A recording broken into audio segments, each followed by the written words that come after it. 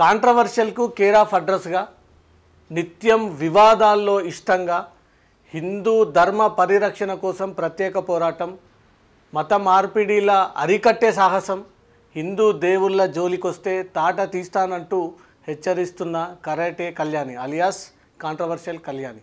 ఎందుకు కాంట్రవర్షియల్ కళ్యాణిగా నామకరణం చేస్తూ సోషల్ మీడియాలో ట్రోలింగ్ జరుగుతుందో తెలుసుకుందాం. మేడం నమస్తే. నమస్తే. ఎలా ఉన్నారు మేడం? బాగున్నాను. ఎస్, ఎందుకు ఈ కాంట్రవర్షియల్ కళ్యాణి అని నామకరణం పెట్టారు మీకు? అసలు నేను కాంట్రవర్షియల్ కళ్యాణి అని మీరు చెప్తున్నారు, బయట కూడా నేను విన్నాను చాలాసార్లు. మీరు కాంట్రవర్సీకి వస్తారు అన్నింటికి అని చాలాసార్లు అన్నారు. బట్ నేను కాంట్రవర్షియల్కి వెళ్ళట్లేదు, నన్ను లాగుతున్నారు కాంట్రవర్షియల్గా. దానిలో నన్ను డ్రాగ్ చేస్తున్నారు. బట్ నేను చేయాలనుకుంటుంది ఏంటంటే, నేను స్ట్రైట్ ఫార్వర్డ్గా ఉన్నాను. నేను ఏది చేయాలనుకున్నా నిర్భయంగా, అంటే నిజాయితీగా చేస్తాను పని. నేను చేయాలనుకున్నది నాకు ఇక్కడ ఏమనిపిస్తే ఇక్కడ నుంచి వస్తుంది, అంతేగాని నాకు వెనక ఒక మాట రాదు. కాబట్టి ఏంటంటే జనాలకి అది అర్థం అవడానికి టైం పడుతుంది. ఎందుకంటే ఏదైనా ఇప్పుడు అబద్ధం స్పీడ్గా పాకిస్తుంది, నిజం చాలా మెల్లగా అర్థమవుతుంది. ఇప్పుడు నేను నిజం అన్న విషయం చాలామందికి ఇప్పుడిప్పుడే అర్థమవుతుంది. ఈవిడ ఏంట్రా గట్టిగా మాట్లాడుతుంది, అంటుంది, అందరు ఎదురుతుంది, అందరి మీదకి వెళ్ళిపోతుంది, అదే అర్థమవుతుంది. బట్ అంత ఆవేశం, అంత కోపం వెనక ఏదో ఉంటుంది కదా అని ఒకసారి ఆలోచిస్తే ఆ వెనకే ఉంది ఆవేదన అనేది అర్థమవుతుంది. ఇప్పుడు నేను చేసే మంచి పనులను ఎవరు గుర్తుపెట్టుకోరు. అన్ని నేను ఏం చేయకపోయినా సరే, సినిమాలో చేసిన క్యారెక్టర్స్ని కూడా నన్ను చాలాసార్లు ట్రోల్ చేస్తారు.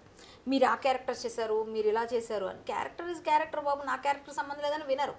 అది కాకుండా నేను చాలా మంచి పనులు చేస్తాను. ఆ పనులని నేను చెప్పుకోవడం నాకు ఇష్టం ఉండదు, చాలా చేస్తాను. ఇప్పుడు చిన్న ఎగ్జాంపుల్, మొన్న నా క్యాన్సర్ పేషెంట్స్కి నా హెయిర్ డొనేట్ చేశాను. బట్ ఎవరు ఎక్కడ చెప్పుకోరు, ఎందుకంటే నన్ను చూసి ఇంకొంతమంది చేయాలి అనుకుంటాను నేను. బట్ నేను చెప్పలేదు, నేను చెప్పడం, నేను సోషల్ మీడియాలో నేను కూడా పోస్టులు చేయలేదు. ఇలాంటివి ఎవరు మాట్లాడరు. ఎక్కడో ఏదో ఈవిడ చేసింది, ఈవిడతో ఎలా గొడవ పడ్డది, అది మాత్రం ఫుల్ వైరల్ చేస్తారు. దీనివల్ల నేను కాంట్రవర్షియల్లోకి లాగబడుతున్నాను, నేను వెళ్ళట్లేదు.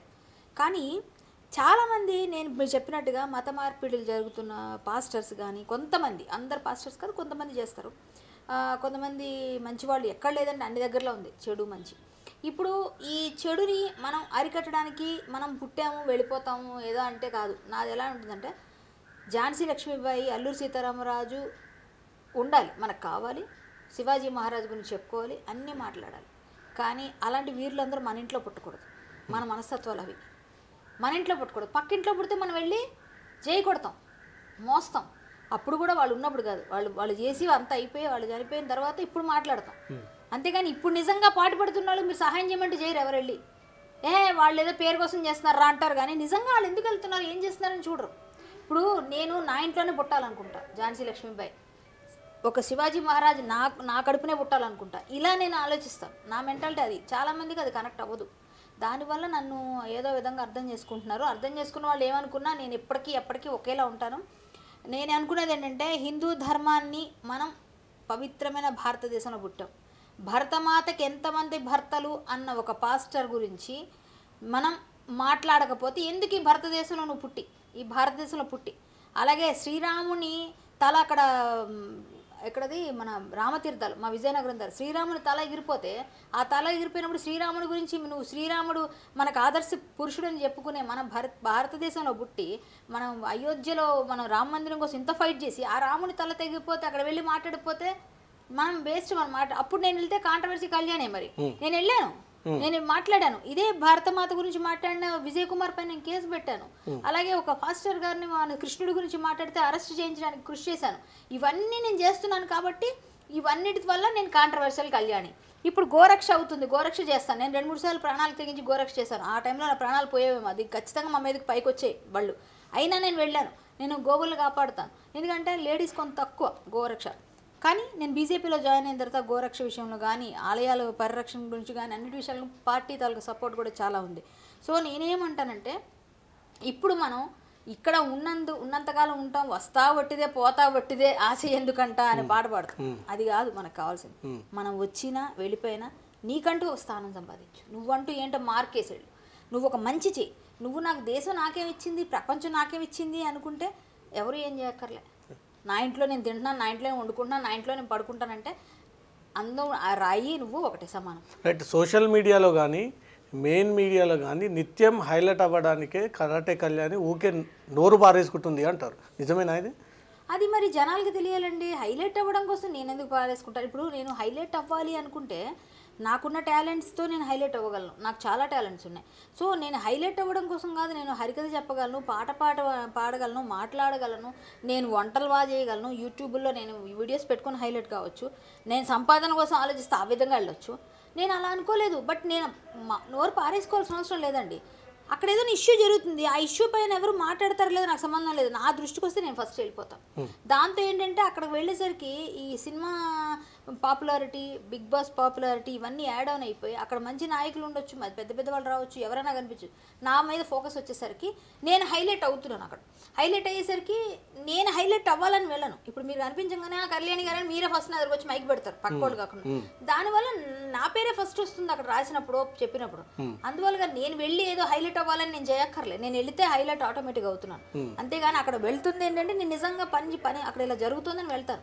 అది వెళ్ళేటప్పుడు అది అలా చూసిన వాళ్ళకి ఏమన్నా అలా అనిపించిన ఎందుకంటే ఎవరైనా మంచిగా వెళ్ళినా కూడా ఇవి కావాలని చేస్తుంది అనే వాళ్ళు అంటూనే ఉంటారు. అలాంటి వాళ్ళందరినీ పట్టించుకుంటే మనం ఎప్పుడు ఎదగం. నేనైతే అలా చేయాలని చేయను, నాకు అవసరం కూడా లేదు. మొన్నటికి మొన్న శ్రీరెడ్డితో వివాదము, ఆ తర్వాత మా ఎన్నికల్లో కూడా మీరే ప్రధానంగా ఇతరుల మీద ఆరోపణలు చేయడము, ఆ తర్వాత ప్రస్తుతం శివశక్తి అనే ఒక సంస్థపై కూడా ఆరోపణలు చేయడం. ఎక్కడున్నా మీరు ఏదో ఒక వివాదము, మిగతా సభ్యులు కూడా మీతో పాటు ఉంటారు, వాళ్ళందరినీ కాదని మీరే ముందుకొచ్చి శ్రీరెడ్డిని నేనే తిడతా, మా కార్యాలయంలో నేనే అధ్యక్షులాగా ఫీల్ అవుతా, నేనే మాట్లాడతా, ఇటు శివశక్తి విషయంలో కూడా అనేక హిందూ సంఘాలు ఉన్నప్పటికీ మీరు మాత్రమే ముందవుతున్నారు. ఎందుకు ఈ 3 అంశాలలో అసలు ఏం జరిగింది?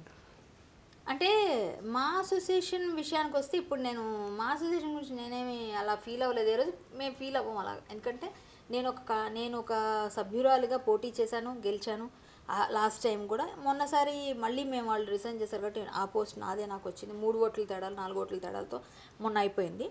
బట్ మాకు అధ్యక్షుడు ఏం చెప్తే దాని ప్రకారం వెళ్తాం కానీ అట్లే లేదు. కాకపోతే అక్కడ వివాదం ఏంటంటే పోలీసులు బయటకు వచ్చేసి మీరు బయట ఎక్కడ రోడ్డు మీదకి వెళ్ళండి. ఇప్పుడు ఆర్టిస్టులు అందరూ ఆర్టిస్టులు అక్కడ ఉన్నవాళ్ళు కొంచెం ఫేస్లు ఉన్నాయి. ఇప్పుడు కరాటేకి వెళ్ళి రోడ్డు మీద వెళ్ళి పరిగెత్తుకుంటూ వెళ్ళి బ్యాలెట్ పేపర్ ఇవ్వలేదు కదండి. అక్కడ మోహన్ బాబు గారి ఇంటి రోడ్డు పైన నిలబడి అక్కడ పెడతానంటే ఎట్లా అవుతుంది? మీరు 100 మీటర్లు దూరం ఉన్నారు, లోపల ఎక్కడో పోలింగ్ అవుతుంటే రోడ్డు మీద ఉండాలి. అందువల్ల మేము పోలీసులతో అట్లా అడిగాను.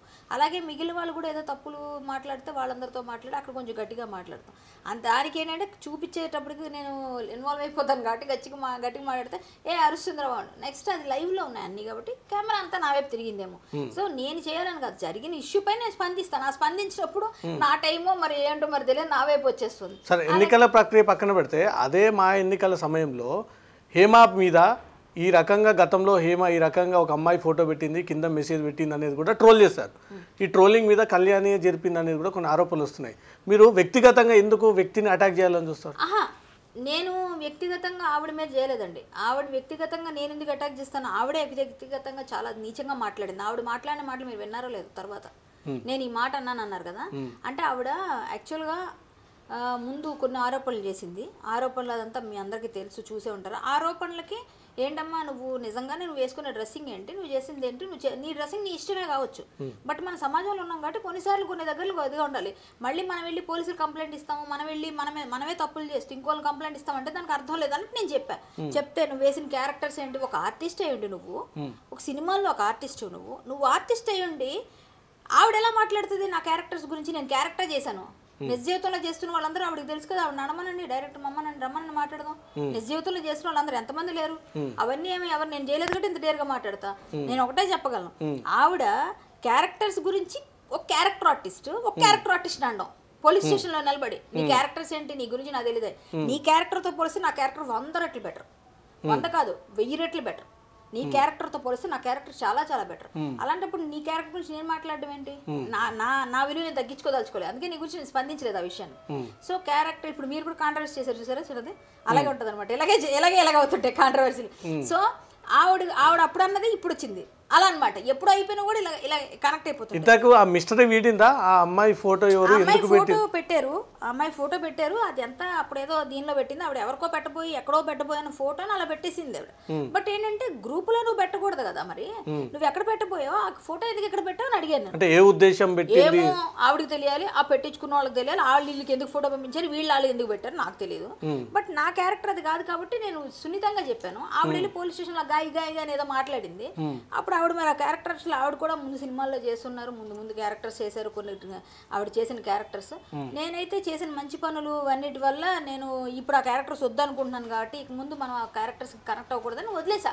చాలా మంది సినిమాల్లో వేషాలు లేక నువ్వు ఇవన్నీ కూడా చేసావని కూడా అన్నారు. అయితే నేనేంటంటే సినిమాల్లో వేషాలు అంటే నేను బయట చేర్చి ఈ రోజు కూడా నేను మళ్ళీ సింగిల్ పొరేసి మొత్తం వదిలేస్తే నాకు ఇప్పుడు కూడా క్యారెక్టర్స్ వస్తాయి అడుగుతున్నారు.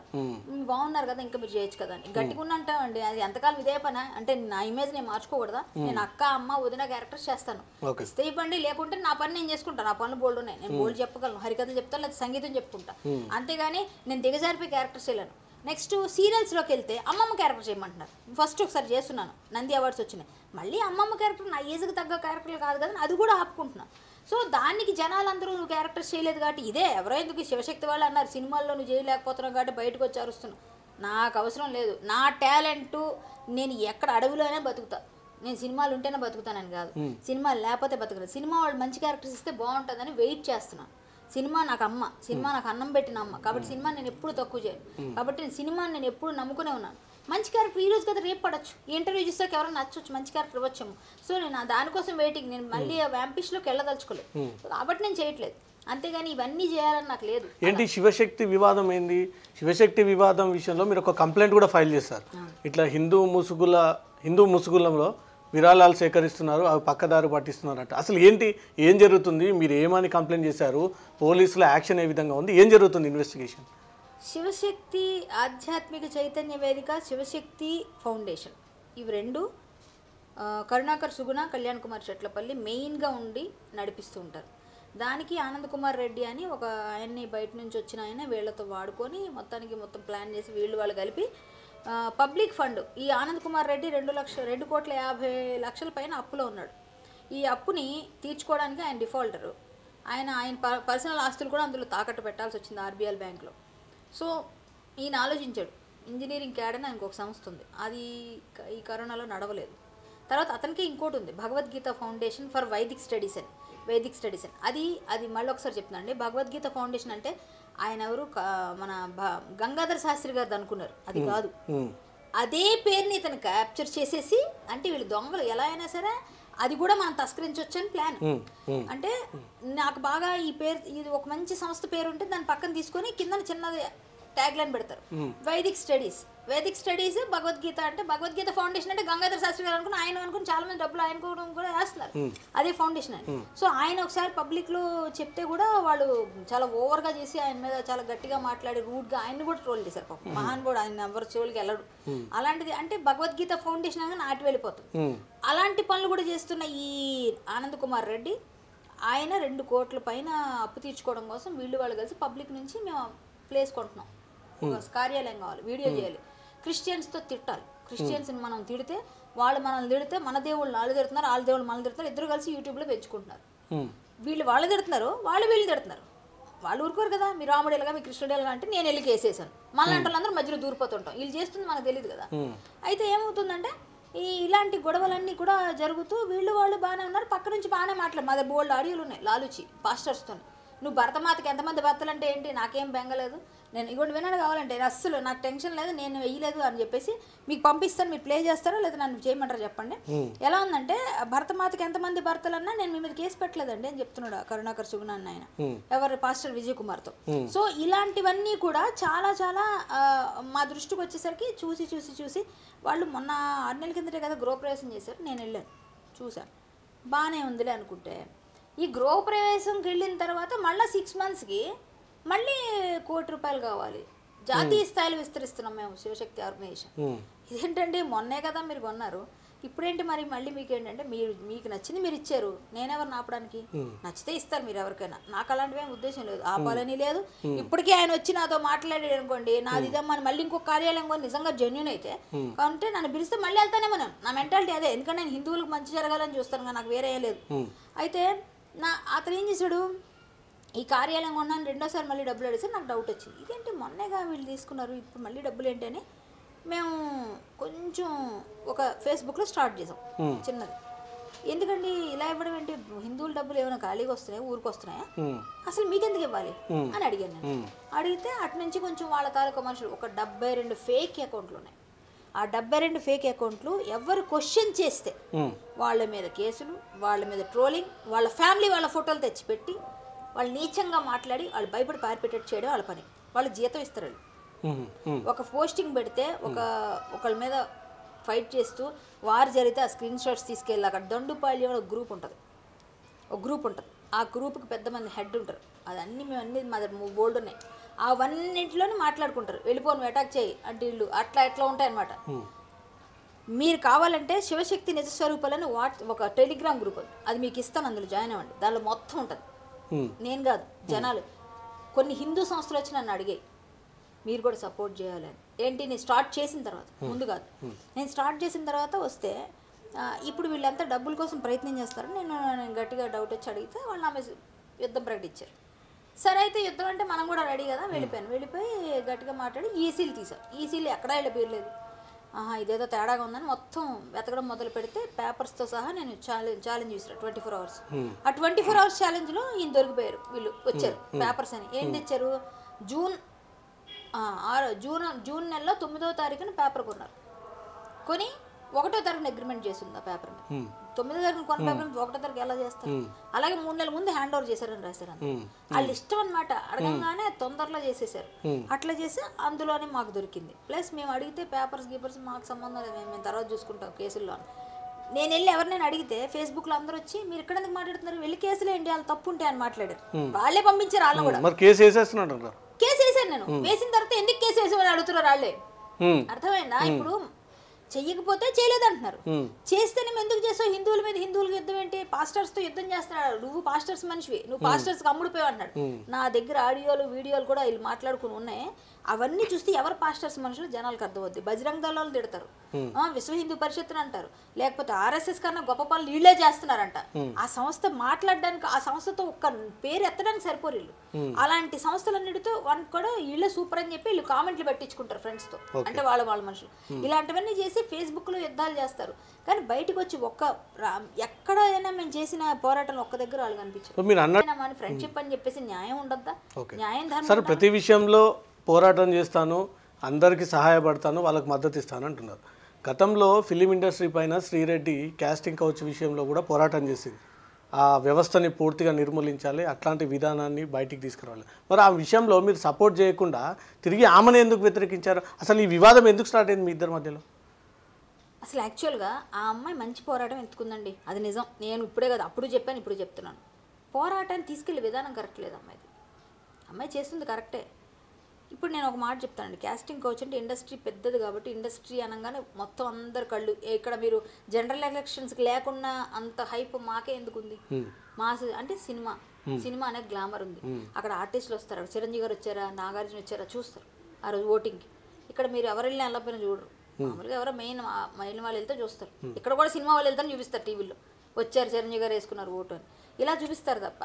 ఇప్పుడు అలాగే ఇక్కడే కాదండి, ఎక్కడికి వెళ్ళినా సరే సినిమా వాళ్ళు అనగానే ఒక లుక్ ఉంటుంది. మన సినిమా వాళ్ళ ద్వారా మంచి చెప్పొచ్చు, చెడు చెప్పొచ్చు. ఇప్పుడు రామ్ గోపాల్ వర్మ గారు ఉన్నారు, ఇది కూడా కాంట్రవర్సీ. రామ్ గోపాల్ వర్మ గారు మొన్న వెళ్ళి పబ్లో ఫుల్ తాగి ఊగి అమ్మాయి కాళ్ళ మీద పడిపోయి నాలుగుతో పిచ్చి పిచ్చి వేషాలని వేసాడు. అది ఏం చెప్తున్నావు నువ్వు సమాజానికి? అది ఎవరు అడగరు, నేను అడిగాను. ఇప్పుడు ఆయనకి నేను తిట్టొచ్చు, నన్ను తిడతాడేమో, తిట్టడం లేదు మానేది, లేకపోయినా నేను రామ్ గోపాల్ వర్మ గారు అనేదాన్ని. ఇప్పుడు రామ్ గోపాల్ వర్మ అంటాను, ఎందుకంటే నాకు ఉన్నది పడిపోయింది ఆయన మీద ఉన్నది. ఎందుకంటే అలా చేస్తున్నాను. నువ్వు చేస్తుంది మంచి, నువ్వు భారతదేశం తాలూకు ఔన్నత్యాన్ని పెంచాలి.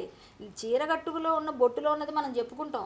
ఇప్పుడు నువ్వు అన్నీ ఇప్పేసి సగం బట్టలు చూపించు, సగం ఇప్పుకొని తిరుగు, నేను ఎలా తిరుగుతావు, ఇలా కంగులిగించుకుంటా, ముద్దులు పెట్టుకుంటా అంటే పక్కనున్న నీలా నువ్వు ముసలాడైపోయావు. ఆ పక్కన పిల్లలు యూత్ వస్తున్నారు పబ్కి, వాళ్ళందరూ ఇతనే చేస్తున్నాడు, అమ్మాయిలందరూ నీ మీద ఎగబడిపోతున్నారు. ఎందుకంటే అతని పక్కన నిలబడి సినిమా ఛాన్స్లు వస్తాయేమో అవన్నీ నువ్వు చేస్తున్నావు కదా. వాళ్ళెవరికో దీనికోసం నువ్వు చెడగొడుతున్నావు కదా జనాన్ని. ఇది తప్పు కదా. ఒకప్పుడు మంచి డైరెక్టర్గా పేరు తెచ్చుకొని ఇలా చేయడం తప్పని నేను అంట. ఇప్పుడు ఇది తప్పే కదా. అదే రామ్ గోపాల్ వర్మ శ్రీరెడ్డిని కూడా జడగొట్టాడు. ఆమె చెప్తుంది ఇప్పుడు కూడా, నన్ను జడగొట్టింది అతనే, నన్ను ఎవరిని తిట్టమండి. ఆయన బుద్ధి లేదా ఆమెకి? వాళ్ళు చెప్తే చేసేస్తుందా?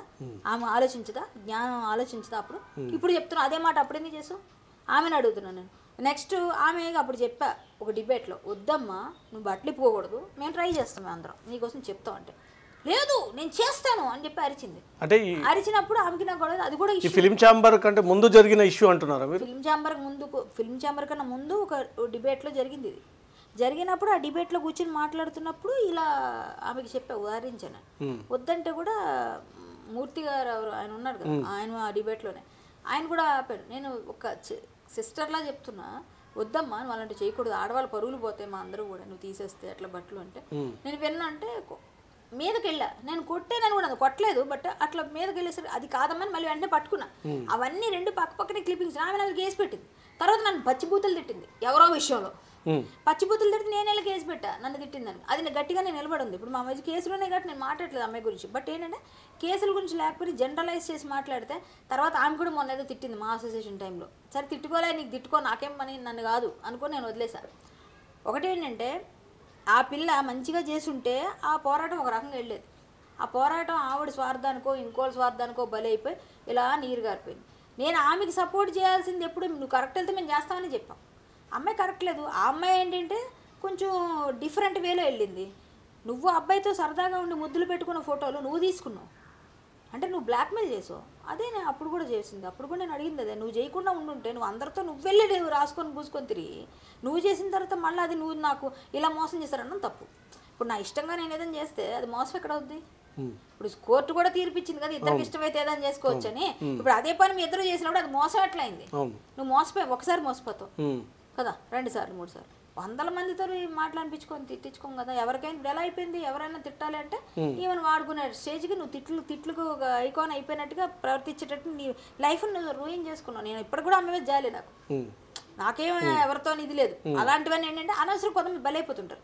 ఆ బలైపోయిన వాళ్ళు ఈ పిల్ల కూడా అంతే బలైపోయింది. బట్ ఏంటంటే బలైపోవడం అంటే ఈ స్వయంకృత అపరాధంతో. ఈ బుర్ర ఉంది కదా, కొంచెం బాగా తెలివింది కదా, ఆలోచించాలి కదా. ఇప్పుడు రామ్ గోపాల్ వర్మ ఎలా చేశాడని మొన్న ఏదో పెట్టిందంట, ఎవరో చెప్పారు నాకు, నేను చూడలే.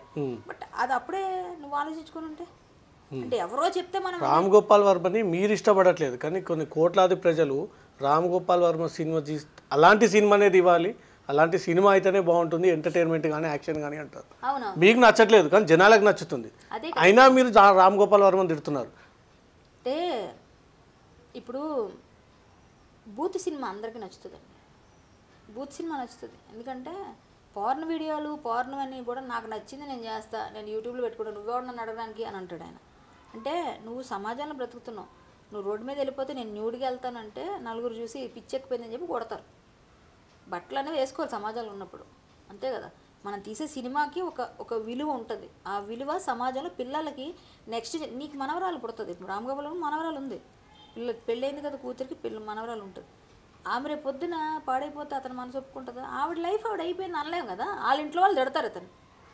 అంటే నువ్వు నీ ఇంట్లో కూడా ఇది ప్రభావం పడుతుందని తెలుసుకోవాలి. అది నేను చెప్తున్నా, నా ఇంట్లో ఉంది బయట వాళ్ళ ఇంట్లో కూడా అవ్వకూడదు. అది ఆలోచించి నీ వల్ల ఒక మంచి జరిగిపోయినా పర్వాలేదు కానీ చెడు మాత్రం జరగకూడదు. అది నేను చెప్తున్నాను. ఇప్పుడు ఆయన కోట్ల మంది ఏం కావాలి, వాళ్ళు బూత్ కావాలి కాబట్టి చూసుకుంటున్నారు. కొన్ని షోస్లో డబుల్ మీనింగ్ మాట్లాడితే అవే షోస్ చూస్తారు.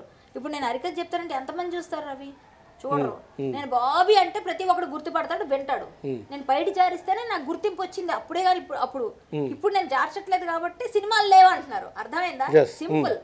అంటే మనం మంచి పని చేద్దాం, జనాలని అట్రాక్ట్ చేస్తేనే చూస్తారు. అదే ఇప్పుడు ప్రతి ఆర్టిస్టులు బిగ్ బాస్కి వెళ్ళొచ్చిన తర్వాత వాళ్ళు చేసే పనులు ఏంటి చెప్పండి నాకు ఒక మాట. ఏం చేస్తున్నారు వాళ్ళు?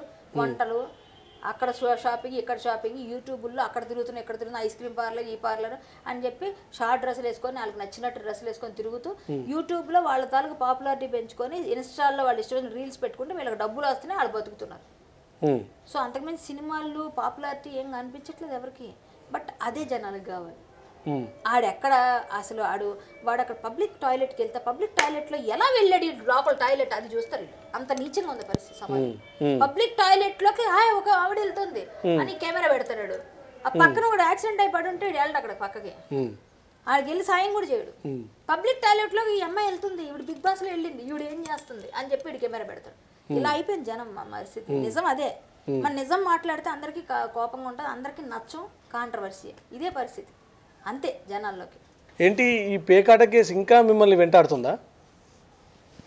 ఏ పని చేయి, ఏది చెయ్యి, ఏమనంటే ఆ పేకాట కళ్యాణి క్రిస్టియన్స్ అందరూ ట్రోల్ చేశారు కొంతకాలం. ఇప్పుడు ఈ శివశక్తి వాళ్ళు కూడా అదే పని చేస్తున్నారు. ఏం చేసినా సరే నువ్వు పేకాట ఆడుతూ నువ్వు నాకు చెప్తావు ధర్మరక్షణ చేస్తున్నావు అని చెప్తావా? అసలు పేకాట నా వ్యక్తిగతం. అసలు ఏం జరిగింది ఆ రోజు ఒకసారి క్లుప్తంగా చెప్పండి. కర్మ బాబు, నా కర్మ. అదేదో నేనేదో పని మీద అటు వెళ్తుంటే నేను ఎవరో చెప్పారు పక్కన శాగంటి గారి ప్రవచనాలు ఉన్నాయి అక్కడ పెట్టిస్తున్నారు అంటే నేనేదో పాసులు తెచ్చుకుందాం వనస్థలిపురం వచ్చాను. వనస్థలిపురం దగ్గర అవుతుంది అప్పుడు 2015లో ఆయన ప్రవచనాలు చెప్పారు. ఆ టైంలో 2 పాసులు అమ్మ వాళ్ళు వస్తానన్నారు కదా అని అడగడానికంటే నేను తీసుకురావడానికి వచ్చాను. వస్తే ఇంకో 2 కావాలంటే సరే అయితే సర్వీసింగ్ ఇచ్చొద్దాం అని చెప్పి నేను బయలుదేరి వస్తే నాకు ఫోన్ వచ్చింది. ఒక ఆయన తెలిసిన అడిగారనమాట. మనకు అలవాటే ఉంది కదా మామూలుగా ఆడేది. సరే ఆడుతున్నారు అన్నారు. నేను ఆడలేదు ఇంకా వెళ్ళి. అయితే ఆడుతున్నారు అంటే వస్తారంటే నేను వీలుంటే రిటర్న్లో వస్తాను అని చెప్పాను. రండి అన్నారు. అంతే. నేను రిటర్న్లో వీరింది కదా అని వెళ్ళాను. వెళ్ళేసరికి అందరూ ఉన్నారు, ఆడుతున్నారు. నేను ఆడలేదు కూడా ఇంకా. సరే ఇంక వెళ్ళిపోదామని చెప్పేసి ఎక్కువ మంది ఉన్నారు అక్కడ. ఒకటే 2-3 ఆడుతున్నారేమో అనుకున్నాను మామూలుగా. చాలామంది అదే పనిగా ఉన్నారు అక్కడ. అంటే అక్కడ జరుగుతుంది కింద లాయర్ గారు. నాకు అది తెలియదు ఆ ప్లేస్. సరే అంతకుముందు కూడా ఒకసారి ఎప్పుడో మన వాళ్ళు చెప్పారు ఇక్కడ ఇది అనుకుని అందుకులే అని చెప్పి నాకు కూడా ఏదో కొట్టింది. బట్ వెళ్ళిపోదాం అనుకున్న టైంకి వీళ్ళు వచ్చేసారు. ఎందుకంటే ఎదురుగా ఏదో న్యూస్ ఛానల్ ఉంది. నన్ను చూడంగానే వాళ్ళు ఇక్కడ వచ్చారు. ఇక్కడ ఆల్రెడీ వాళ్ళకి ఐడియా ఉంటుంది కదా. సో ఆ విధంగా నన్ను బ్లాక్ చేశారు. నన్ను పిలవడం నిజం, నేను వెళ్ళడం నిజం. బట్ నేను ఆడింది అయితే లేదు అక్కడ. ఆడడానికి అయితే ఆడదాం అనుకుని వెళ్ళని చూసిన తర్వాత వాళ్ళు అక్కడ నడుపుతున్నారు. ఆల్రెడీ ఒక లాయర్ గారే నడుపుతున్నారు. అది నిజం. ఆ ఇంటి ఓనర్ గేమింగ్ నడుపుతున్నారా? ఆయన ఓనర్. ఏదో టైం పాస్ కి సరదాగా ఏదో టైం పాస్ కే అవుతుంది అది. ఏమో ఎంత పెట్టుకుంటారేమో నాకు అవన్నీ తెలియదు. నన్ను పిలిచిన ఫ్రెండ్ ఒక అతను తెలిసిన అతను. మేము ఎప్పుడో ఎంతకుముందు ఎప్పుడో ఆడుంటాం ఎక్కడో సినిమాలో మేము ఆడుకుంటుంటాం కదా. అతను ఏదో కొంచెం సినిమాకి రిలేటివ్ ఆయన రిలేటెడ్ పర్సనే. అతని పేర్లు అవన్నీ అవసరం లేదు. బట్ ఆయన పిలిస్తే సరే వెళ్ళా. వీళ్ళందరిని చూసి నేను ఇంతమంది అనుకున్నారని నేను కూడా అనుకున్నాను. బట్ ఎక్కడైనా కూడా 6 ఉంటారు జనరల్. బట్ పక్కన ఇంకో టేబుల్ అంటే 2 టేబుల్స్ ఆడారా కింద కూర్చొని? మొత్తం అంత ఫ్లాట్ గా ఉంది అక్కడ విజువలైజేషన్. అది మీరు ఏం చూపించారో ఏం చూసారో. అది ఒక ప్లేస్. అది లాయర్ గారి ఇల్లు. నేను లాయర్ గారితో కూర్చొని మాట్లాడుతున్నా. కావాలంటే మీరు అనుకోవచ్చు ఆ రోజు వచ్చినప్పుడు. బట్ అక్కడ ఆడుతున్నారు. నన్ను కూడా అక్కడ ఉన్నాను కాబట్టి ఆటోమేటిక్గా నేను ఆడుతున్నాను అంటారు. ఆ విధంగా అయింది. నేను ఆడడానికి పిలవడం నిజం. బట్ నేను ఆడలేదు, వెళ్ళాను. కానీ అది అంతా ఇప్పటికి ఏం చేసినా సరే పేకాట ఆడుతున్నావు, పేకాట ఆడింది తప్పు కావచ్చు. ఇప్పుడు నేను ఆడట్లేదు కదా. ఇప్పుడు నేను పిలిచినా వెళ్ళట్లేదు. పిలిస్తే ఇప్పుడు కూడా ఫోన్లు వస్తాయి. అలా అయితే అది కామన్. ఎందుకంటే అందరూ కామన్గా పిలుస్తారు. బట్ నేను వెళ్ళను, ఆడట్లేదు. బట్ ఇది మాత్రం అంటే ఒకసారి ఏదన్నా జరిగితే అంటే పేరు బయటికి వెళ్ళిపోయింది పేకాడతారంటే ఇదే. ఇంకేది చేసినా సరే నువ్వు ఎంత మంచి పని చేసినా వాడు అదే హోల్లో కాదు పట్టుకొని తిప్పుతూ ఉంటాడు. ఆ పేకాట విషయంలో అలా తిప్పుతూ ఇప్పటికీ వీళ్ళు ఇదే పని చేస్తారు. నన్నే కాదండి, నన్ను నానా రకాలుగా ట్రోల్ చేస్తున్నారు. ఈ శివశక్తి వాళ్ళు నానా రకాలుగా ట్రోల్ చేశారు, నానా రకాలుగా మాట్లాడారు. ఎన్ని రకాలుగా నన్నే కాదు ఏ ఆడపిల్లని వదలరు. ఎవరినైనా సరే న్యూడ్ ఫోటోలు పెడతారు వాళ్ళవి, లేకపోతే పిచ్చిగా ఏవో చేస్తారు. ఎవరైనా వాళ్ళు ఇన్బాక్స్లో చాటింగ్లు చేసుకుని ఉంటారు. ఏవో చాలా మందిని ట్రోల్ చేస్తారు. వాళ్ళ వైఫ్ల ఫోటోలు తీసుకొచ్చి పెడతారు, పిల్లల ఫోటోలు తెచ్చి పెడతారు. తెచ్చి వీళ్ళు నరకం చూపిస్తారు. అయ్యో నాకెందుకు తలనొప్పి అని చెప్పేసి వీళ్ళు వదిలేస్తారు. అంటే వీళ్ళని ఎవరు క్వశ్చన్ చేయకూడదు. తొక్కేస్తా, ఇందాక విన్నారుగా, తొక్కేస్తాం మేము ఎవరైనా వస్తారని చెప్తాడు ఆయన. నెక్స్ట్ నన్నైతే ఇంకా నానా రకాలుగా నా మీద లేనిపోమని రాశారు. ఏంటి నేను అచ్చి కేసులు ఇరుక్కున్నాను అవన్నీ ఇవన్నీ. నేను మంచి పనికి వెళ్తే వాళ్ళు ఒకటే కాదండి, వీళ్ళు లైసెన్స్ క్యాన్సిల్ అయిపోవాలి. ప్రభుత్వం ఖచ్చితంగా వీళ్ళ మీద యాక్షన్ తీసుకోవాలి. ఇప్పుడు నేను కేసులు వేసాను, ఏదైనా సరే నేను కొట్లాడుతాను ఈ కేసు కోసం. ఏం జరిగినా నేను వదలను. నేను ధర్మం కోసం కొట్లాడుతాను. ఈ క్రిస్టియన్స్తో ఎవరు కుమ్మక్కయ్యారు, క్రిస్టియన్స్ సంస్థలు ఎవరికి కొమ్ము కాస్తున్నాయి, ముస్లిమ్స్తో ఎవరు కుమ్మక్కయ్యారు, ముస్లిమ్స్తో ఏమని పెట్టించారు ఎఫ్ఐఆర్, ఇవన్నీ జనాలు చూస్తున్నారు. తెలుస్తుంది కొంచెం రోజులతో అయినా. ఖచ్చితంగా నేను పోట్లాడతాను. వాళ్ళు కొట్లాడి నేను ఒకటే చెప్తున్నా, ఆర్ఓసీలో వేసాం కంప్లైంట్. అలాగే రిజిస్టర్ ఆఫ్ కంపెనీస్లో ఆల్రెడీ కేసు రన్నింగ్లో ఉంది, సిసిఎస్లో ఉంది. ఇంకా మేము ఎక్కడెక్కడ ఏమేమి చేయగలమో అందరికీ పంపించాం పోస్టుల్లో. ఈడీ వేసింది ఎంక్వైరీ, ఐటీ ఈడీ 2 వేశారు.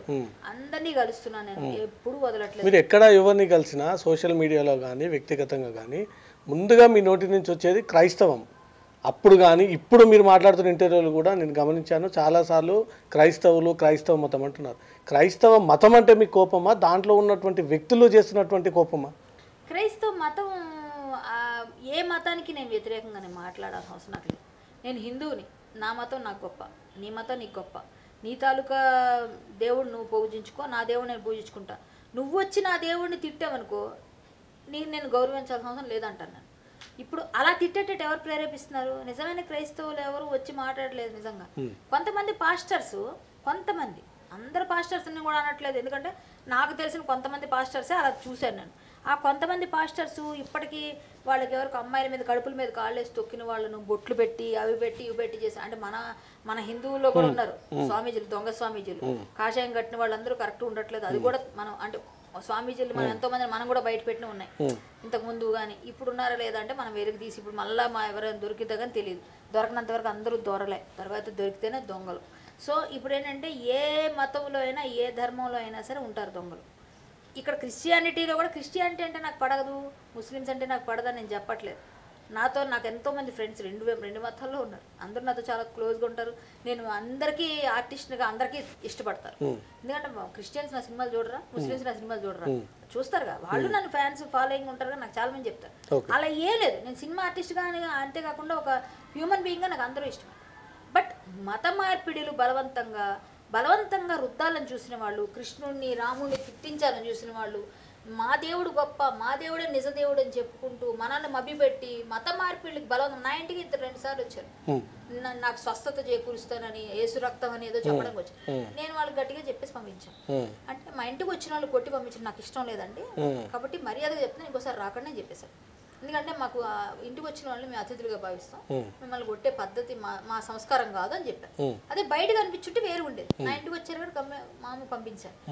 అది అలాగే కొంతమంది మీద నేను ఫైట్ చేయడం వల్ల ఏంటంటే వాళ్ళు ఎలా చేసుకుంటారు, ఇప్పుడు నీకు సపోర్ట్ కావాలి నీ కమ్యూనిటీలో, ఏం చెప్పుకుంటావు, నువ్వు క్రిస్టియన్ అనుకో, నువ్వు ఆటోమేటిక్గా నన్ను క్రిస్టియన్స్ తిట్టిందని చెప్పి ఎగేస్తారు, ఆటోమేటిక్ అందరూ వచ్చేస్తారు.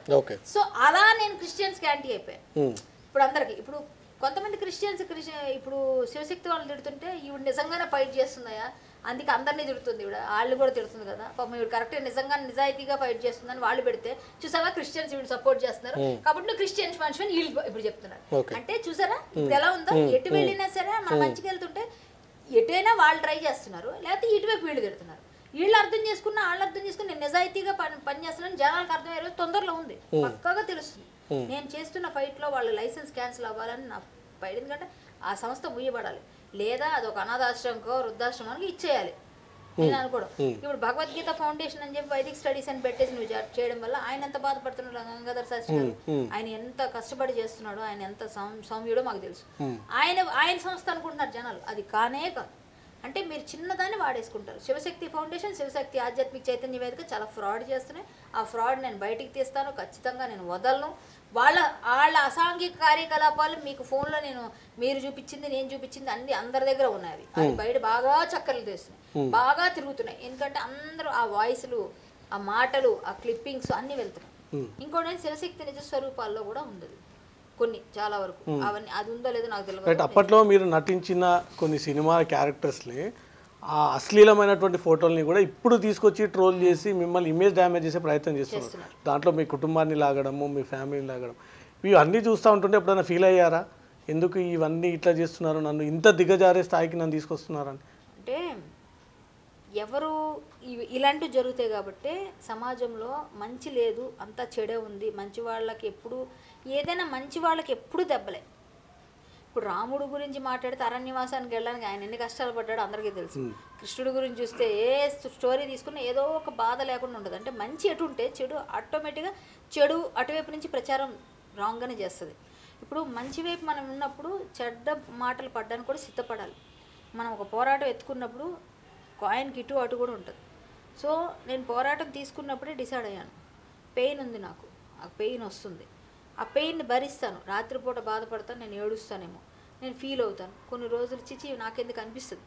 బట్ తెల్లవారులేసి అందరూ అక్క నాకు ఇలా అయింది, అక్క నాకు అలా జరిగింది, అక్క నాకు ఈ అన్యాయం జరిగింది, నాకు హెల్ప్ కావాలి, మీరు ఇక్కడ రావాలి, మీరు కొంచెం సపోర్ట్ చేయాలి, ఇలా జరిగింది అలా జరిగిందంటే అయ్యో అని మళ్ళీ వెళ్తాను. వాళ్ళు నన్ను అంత నమ్మకంగా నాకే ఎందుకు చేశారు అని. సో దానిలో నేను బలేని క్షణాలు కూడా ఉన్నాయి చాలాసార్లు. కొన్నిట్లో అనవసరంగా ఇరుక్కొని చాలాసార్లు మాటలు పడ్డవి, కేసులు కూడా పడడానికి రెడీ అయినవి కూడా ఉన్నాయి నాకు. అంటే మనం మంచికి వెళ్ళి చెడు తెచ్చుకున్నవి ఎక్కువ ఉన్నాయి. అయినా నేను మానలేదు. ఎందుకంటే నా ఇంటికి ఎవరైనా వచ్చి దేహి అని అడిగారు అంటే డబ్బులు లేవక్క అంటే ఇలా అన్నారు వాళ్ళు, నా దగ్గర 1000 రూపాయలు ఉంటే నేను 700 ఇచ్చుకొని 300 అని ఇస్తాను, లేవని మాత్రం చెప్పు. ఇది నా పద్ధతి. ఎందుకంటే అలాగే నేను ఏదైనా చేయాలని పట్టుకున్నాను, దీక్ష తీసుకున్నాను, దక్షతతో పట్టుకున్నానంటే నా ప్రాణం వెళ్ళిపోయినా నేను నిలబడిపోతాను, ముందు ఇవ్వను మాట. అది నా పద్ధతి. ఇప్పుడు వీళ్ళ విషయంలో కూడా నేను వెళ్ళకపోయేదాన్ని. కానీ ఏంటంటే హిందూ సంఘాలు కొన్ని అన్నీ వచ్చి మీరు రావాలి, మీరు చేయాల్సిందే, మీరు పోరాటం స్టార్ట్ చేశారు, మేమందరం మీ సపోర్ట్ ఉంటాం, మేము వస్తాం, మేము ముందుకు వస్తే మమ్మల్ని ఎలా ట్రోల్ చేశారు, ప్రతి ఒక్కరికి ఒక స్టోరీ చూపించారు నాకు. ఇంతమంది కలిసి నన్ను ఎంచుకొని నన్ను ట్రై చేయమంటే నా కోసం ఫోర్స్ చేసి నా ముందు నడిపిస్తాను, మీరు ముందుండండి మేము వస్తాం, మేము ఉంటాం వెనక, అవసరమైన బయటకు వస్తాం అన్నారు. ప్రెస్ మీట్కి కొంత వచ్చారు, ఇంకో కొంతమంది రాలేదు వచ్చిన వాళ్ళు, ఎందుకంటే వస్తారు వాళ్ళు కూడా.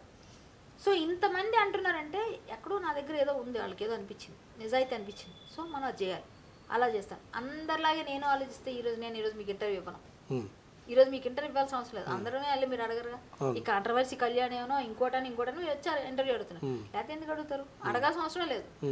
అందరిలాగా వదిలేసేయండి ఏం పర్లేదు అనుకుంటారు, మామూలుగా హలో అండి హాయ్ అంతే. ఇప్పుడు నన్ను ఎందుకు అడిగారు మీరు అంటే ఈవిడ ఏదో ఉంది సంథింగ్, ఏమంటే గుడ్ ఆర్ బ్యాడ్ ఏదో ఒకటైతే నేను ముందుకు వెళ్తున్నాను. జనాలకి చెడుగానే అర్థం అవనివ్వండి, మంచి తెలిసిన రోజు ఈ చెడంతా వెళ్ళిపోతుంది వాళ్ళతో పక్కన పెట్టండి. బట్ నేను మంచిదాన్ని నేను టమ్కి వేసుకోను, నేను చెప్పను నేను మంచిదాన్ని నేను చెప్పుకుంటాను, బయట జనాలు చెప్పాలి, చెప్పే రోజు రావాలని కోరుకుంటాను, వస్తుందని కూడా అనుకుంటాను. అయితే మత మార్పిడి విషయంలో దేశంలో చాలా రాష్ట్రాలలో మత మార్పిడికి పాల్పడితే వారిపైన 10 ఏళ్ల జైలు శిక్ష కానీ, ఫైన్ విధించడం కానీ, లేకపోతే వాళ్ళని జైల్లో పెట్టడం కానీ, కఠిన శిక్షణలు పెట్టడం కానీ, ఇవన్నీ అన్ని రాష్ట్రాల్లో ఉన్నాయి. మరి యాజ్ ఏపీ తెలంగాణలో ఒక తెలుగు మహిళగా మీరు కూడా ఆ చట్టాన్ని తీసుకొచ్చేటువంటి ఒక పోరాటం ఏదైనా ముందు చేయొచ్చు కదా. ఇది బాగుంది, నేను యాక్చువల్గా చాలా మంచి సజెషను. నిజంగా వేరే రాష్ట్రాల్లో వింటుంటే కొన్ని గుజరాత్లో అనుకుంటా, ఇలాంటి వాటిలో నేను ఎక్కడ విన్నాను, చూసి చదివాను కూడా. ఢిల్లీలో కేజ్రీవాల్ ప్రభుత్వం వీళ్ళందరూ ఏంటంటే పెట్టింది మత మార్పిడి అనేది జరగకూడదు అన్నది చాలా స్ట్రిక్ట్గా ఉండడం వల్ల కొన్ని లాభాలు ఉన్నాయి మనకు. కాబట్టి అవన్నీ జనాలకు అర్థమయ్యేటట్టు చెప్పి మనం ఇవ్వాలి, పోరాటం చేయాలి. స్టార్ట్ చేస్తే బాగుంటుంది అనుకున్నాను, కానీ ఇప్పుడు ఏంటంటే నాకున్న ఇంట్లో నాన్నగారు పోవడం వల్ల మనం వేరే ఇంకోటి అనుకుని కూడా ఆగాను. నేను నాన్నగారు వెళ్ళిపోయిన తర్వాత నేను డల్ అయ్యాను కొంచెం. నాన్నగారు డల్ అవడం అంటే మా ఫాదర్ బాగా ఎవరికైనా పెయిన్. నాన్నగారు వెళ్ళిపోయిన తర్వాత కొన్ని విషయాలు లేదని ఈలోగా ఈ శివశక్తి స్టార్ట్ అయింది. 3-4 నెలలు ఏం లేదు, నేను కామ్గా అసలు బ్లాంక్ అయిపోయాను. ఎందుకంటే నాన్నగారు అంటే అంత ప్రాణం, నాన్నేగా తొలుగురు, ఆయన నేర్పిందే ఏదన్నా మాకు సంస్కారం. సో ఆయన వెళ్ళిపోయేసరికి చాలా పెయిన్ వచ్చింది, దాంతో కొంచెం ఆగాను. మేబీ మేమైతే ఒక ప్లాన్లో ఉన్నాము, అది కొన్ని సంఘాలతో కలిపి ముందుకు వెళ్తాను. ఇది మార్పిడి చేయకుండా ఒక చట్టం తెస్తామో తేమో తెలియదు, కానీ మేము ఒక అడుగైతే వేస్తాం. అడుగేసి ఫస్ట్ ఈ అడుగు ముందుకు వెళ్ళాలని కోరుకుందాం. ఈ శివశక్తి అనే ఈ ప్రహసనం జరుగుతూనే ఉంటుంది, దాంతోపాటు ఇది కూడా యాడ్ ఆన్ అవుతుంది. ఇది జరగాలనే కోరుకుంటున్నాను. వీళ్ళకి మాత్రం గట్టిగానే శిక్ష రావాలి, శిక్ష పడాలి. అప్పుడు హిందూ అయినా, ముస్లిం అయినా, క్రిస్టియన్ అయినా స్వధర్మాన్ని వదిలి పరధర్మాన్ని ఎవరు కూడా పిచ్చిగా మనం మాట్లాడకూడదు. స్వధర్మమే శ్రేయం, స్వధర్మం నిధనం శ్రేయ అంటారు. పరధర్మో భయావహ అంటే మన ధర్మాన్ని వీడి మనం ఎప్పుడు కూడా ప్రవర్తించకూడదు అన్నది సిద్ధాంతం కూడా. సో మన ధర్మాన్ని మనం కాపాడుకుంటూ పరిరక్షించుకుంటూ పరధర్మాన్ని మనం వీడి ఇష్టం వచ్చినట్టుగా తోలనాడుతున్న వాళ్ళందరికీ ఎప్పటికైనా బుద్ధి చెప్పాల్సింది. వీళ్ళే కాదు, ఎవరు వచ్చినా సరే, హిందూ అయినా, క్రిస్టియన్ అయినా, ముస్లిం అయినా ప్రశ్నిస్తాం. తప్పు ఉంటే తప్పు ఎక్కడ ఉన్నా అది నేను ప్రశ్నిస్తాను. దానికి నాకు కాంట్రవర్సీ కేర్ ఆఫ్ అడ్రస్ అన్నా, లేకపోతే ఇంకోటన్నా, కరాటే కళ్యాణి ఎప్పుడు కరాటే చేస్తూనే ఉంటుందన్నా, లేకపోతే నాకు దెబ్బలు పడినా, తిట్లు పడినా, ఏం మాటలు పడినా, ఈ అసాంఘిక కార్యకలాపాలు జరుగుతున్న శివశక్తి ఆధ్యాత్మిక చైతన్య వేదిక, శివశక్తి ఫౌండేషన్, ఈ రెండు మాత్రం లైసెన్సులు రద్దయిపోయి మంచి గట్టి శిక్షలు పడి, అయితే ఇంకొక సంస్థ ఇలాంటిది పుట్టకుండా, వేరే సంస్థలు పుట్టనివ్వము అనే సంస్థ పుట్టకుండా ఉండాలని కోరుకుంటున్నాను. చాలామంది తెలియక పెద్ద వాళ్ళందరూ కూడా వాళ్ళు సపోర్ట్ చేస్తున్నారు. అయ్యా ఇది చూసినాకో, ముందు ఉన్నవాటి చూసినాకో, ఈ కేసులన్నీ ముందుకు వెళ్ళినాకో మీరు వెనక్కి వెళ్ళిపోతారు. ముందు నుంచే వాళ్ళ నుంచి మెల్లమెల్లగా పక్కకి వెళ్ళిపోండి. అనవసరంగా తెలియక చాలామంది సపోర్ట్ చేస్తున్నారు. అదైతే నేను చెప్తున్నాను, మీకు తెలియక చేస్తున్నారు. వాళ్ళు చాలా మీరు అనుకున్నంత ఈజీగా లేరు, చాలా పెద్ద మాఫియా నడుస్తుంది, అన్ని విధాలుగా మాఫియా. రైట్. అప్పట్లో సినిమాలో కనిపించారు, ఆ తర్వాత రాను సెకండ్ టర్మ్లో సీరియల్స్లో కనిపించారు, ఆ తర్వాత సినిమాలో లేరు, సీరియల్స్లో లేరు. అంటే సినిమా సీరియల్స్లో అవకాశం లేకపోవడంతో కళ్యాణి తన ఉనికి చాటుకోవడానికి ఏదో రకంగా సోషల్ మీడియాలో కానీ, మెయిన్ మీడియాలో కానీ, లేకపోతే ఏమైనా సంఘాల పేరుతోటి మీడియా ముందుకు రావడం కానీ, ఈ అవకాశాలు లేకపోవడంతోటేనా ఇదంతా హడావిడి మీది? ఇందాక నేను ఫస్ట్ చెప్పాను ఈ విషయం మీకు. ఇప్పుడు నేను బాగాలేనా? నాకు ఎందుకు రావు అవకాశాలు? వస్తాయి. నేను చెప్పాను కదా, నేను మళ్ళీ బయట జారిస్తే బోల్డ్ క్యారెక్టర్స్ వస్తాయి, లేకపోతే కొంచెం వ్యాంపిష్ క్యారెక్టర్స్ చేస్తే వస్తాయి. నెక్స్ట్ నేను ఎక్కువ అమౌంట్ తీసుకుంటా, తక్కువ అమౌంట్కి నేను మారిపోతే నాకు బోల్డ్ వస్తాయి, నేను తీసుకోను. అలా నేను వర్ది అనుకుంటే నా క్యారెక్టర్ నాకు ఉంటే నా క్యారెక్టర్ నాకు ఇస్తే ఆ డబ్బులు ఇచ్చి చేయించుకోవాలి నువ్వు, లేదా నేను చేయను. నేను చాలా స్ట్రిక్ట్ ఉంటాను. నెక్స్ట్ సీరియల్స్లో కూడా నేను హై పేమెంట్ తీసుకుంటాను. సీరియల్స్లో టైమింగ్స్ నావి మార్నింగ్ నేను 9కి విత్ మేకప్ వెళ్తే ఈవినింగ్ 7కి వచ్చేస్తాను ఇంటికి. ఇది నా టైమింగ్. అక్కడ 9 వరకు ఉండాలంటారు వాళ్ళు, ఉండరు జనం. అప్పుడప్పుడు ఉండొచ్చు, ఒక్కోసారి నైట్ లేట్ అవుతాయి. ఇవన్నీ కూడా ఉంటాయి. సీరియల్స్ అందుకే చేయం మ్యాక్సిమం. నెక్స్ట్ నేను తీసుకునే అమౌంట్ సీరియల్కి ఇప్పుడు నేను 30,000 అడిగాను అనుకోండి, వాళ్ళు 18, 20 అంటే నేను చేయను. సో అక్కడ ఆగుతుంది. డబ్బులు కూడా అవసరం కదా. డబ్బులు లేకుండా సీరియల్స్లో ఇప్పుడు వాళ్ళు 15, 20 అన్నాను అనుకోండి, రోజు ఖాళీ లేకుండా నేను షూటింగ్లు చేస్తాను. నా రెమ్యునరేషన్ నేను తగ్గించుకోను. నా విలువ అంటే నాకు తెలుసు, నా క్యాపబిలిటీ ఏంటో తెలుసు. నేను డైలాగ్ నువ్వు వితౌట్ స్క్రిప్ట్ వితౌట్ ప్రాంప్టింగ్ నేను చెప్తా డైలాగు. అలా సింగిల్ టేక్ ఆర్టిస్ట్ని నేను చేయాలనుకున్నప్పుడు నా వర్త్ నాకు తెలుసు. నీకు నేను దిగజారిపోయి నేను ఎట్లా చేస్తా, చెయ్యను. సో నా క్యారెక్టర్ కూడా నచ్చాలి. క్యారెక్టర్ చాలా కీ రోల్ అయితే నేను చేస్తాను, అది కూడా ఉంది. అలాంటి కీ రోల్స్ ఎక్కడ ఉంటాయి, ఇలా వచ్చారు వెళ్ళిపోతాను. ఇప్పుడు అన్ని గెస్ట్ రోల్స్ అయిపోయినాయి, నేను అవి చేయను. సరే, క్యారెక్టర్స్ అంటున్నారు. ప్రతి మాట విషయంలో క్యారెక్టర్స్ నచ్చితేనే చేస్తాను, నేను సాటిస్ఫైడ్గా ఉంటేనే చేస్తాను, సీరియల్స్లో కానీ సినిమాలో కానీ. కానీ గతంలో సినిమాలో మీరు చేసినటువంటి క్యారెక్టర్లు ముందుకేస్తే కదా నేను వచ్చాను. ఇప్పుడు నేను ఒక మాట చెప్తా, రవితేజ ఇక్కడ పుట్టి పెరిగాడు అనుకుందాం. మీకు ఒక ఈ ఊరు తెలుసు, నేను ఎక్కడి నుంచి వచ్చాను, విజయనగరం నుంచి వచ్చాను. ఇక్కడ నాకు ఎవ్వరు లేరు, నాకు అన్నం పెట్టేవాడు లేడు. నేను ఇక్కడ నిలబడాలి అంటే నేను పిచ్చి తిరుగులు తిరగలేదు. అప్పుడు కూడా తిరగలేదు, ఇప్పుడు తిరగలేదు, ఎప్పుడు తిరగను. పిచ్చి తిరుగులు తిరిగితే బోల్ డబ్బు సంపాదించే వాళ్ళని చూస్తారు, సంపాదించుకోవచ్చు.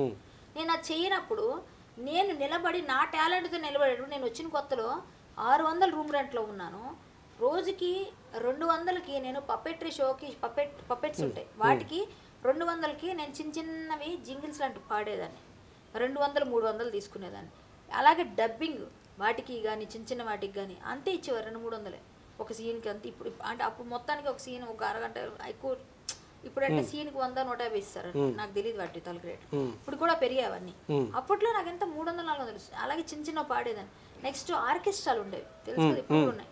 వాటికి కూడా వెళ్ళేదాన్ని. ఇక్కడ నేను వెళ్ళి పాడేదాన్ని, సాంగ్స్ పాడేదాన్ని. నేను సింగర్ని కాబట్టి ఆర్కెస్ట్రాలు విజయనగరంలో కూడా పాడేదాన్ని కాబట్టి ఇక్కడ కూడా పాడితే అప్పుడు నాకు 500, 600, 1000 రూపాయలు అలా ఇచ్చేవారు. అంటే 1000 రూపాయలు అంటే అప్పుడు ఎక్కువే నాకు 2000లో 2000లో. ఆ డబ్బులు నాకు బాగానే అనిపించేది. అలా నేను పాటలు పాడడం, ఆర్కెస్ట్రాలో పాటలు పాడడం, డబ్బింగ్లు, పపెట్రీ షోస్, ప్లస్ ఒక పూట నూడిల్స్ 20 రూపాయలు నేను తార్నాక దగ్గర కొనుక్కొని నూడిల్స్ తినేదాన్ని. నూడిల్స్ 20 రూపాయలు నూడిల్స్ తిని వెళ్ళి ఎగ్ ఉడకబెట్టుకొని తిని, ఒక్కొక్క రోజు ఉదయాన్నే లేచి ఇంటి ముందు కల్లాపి జల్ల రూమ్ వాళ్ళు 600 నెల రోజులు ముగ్గేయాలి. అవన్నీ ఉంటాయంట అక్కడ రూల్స్, నాకు తెలియదు. ఉదయాన్నే చల్లు లేచి ముగ్గేసి 7 గంటలకల్లా నేను వెళ్ళేదాన్ని. ఇవన్నీ నేను చేయాల్సిన పనులన్నీ ఉన్నాయి. అలాంటప్పుడు నేను అంత కష్టపడినా కూడా నేను ఎప్పుడు కూడా నా స్వశక్తితోనే నేను ఉన్నాను. నేను కరాటే క్లాసులు చెప్పాను, ఇవన్నీ చేశాను నేను. ఇవన్నీ కూడా చేస్తూ అవన్నీ హరికథలు చెప్పేదాన్ని. ఎక్కడ ఏ అవకాశం వస్తే అది అందిపుచ్చుకోవడం ప్రయత్నం చేసి నేను ఈరోజు అలా నిలబడ్డాను.